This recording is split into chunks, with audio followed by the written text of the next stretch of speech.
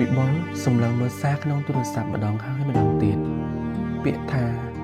កុំផ្ញើមកទីនេះទៀតអីហាក់បីដូចជាអាវុធដ៏មុតស្រួច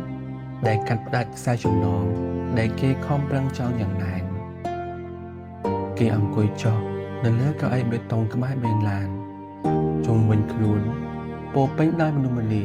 ដែលប្រញាប់ប្រញាល់ទៅរកក្តីសុខរបស់ពួកគេប៉ុន្តែសម្រាប់វិបុលវិញពិភពលោកទាំងមូលហាក់បីដូចជាងងឹតសូន្យសងវិបុលចាប់ផ្ដើមសរសេរសារទាំងញត់ឲ្យទៅត្រឹកតើខ្ញុំធ្វើអ្វីខុសមែនទេឬមួយវិបុលប៉ាបន្តិចចិត្តមកខាងប្រាប់ថានាងប្រហែលជាមានអ្នកថ្មីដែលនៅក្បែរនាងចាំមើលថែនាងក្នុងគ្រាដែលនាងរងានេះហើយវិបុលព្យាយាមលេបទឹកបិទបន្តិចរួចក៏លុបសារនោះវិញ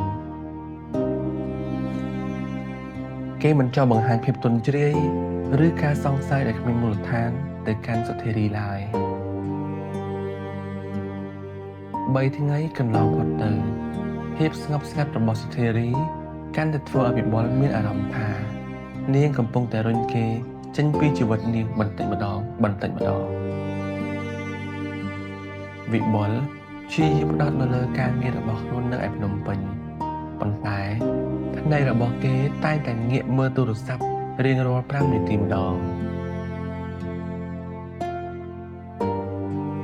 រាល់ពេលដែលមានសារលោតឡើងម្ដងបេះដូងរបស់គេលោតញាប់ខុសពីធម្មតាប៉ុន្តែនៅពេលដែលឃើញថាសារនោះជាការផ្សាយពាណិជ្ជកម្មវិបុលដកដង្ហើមធំ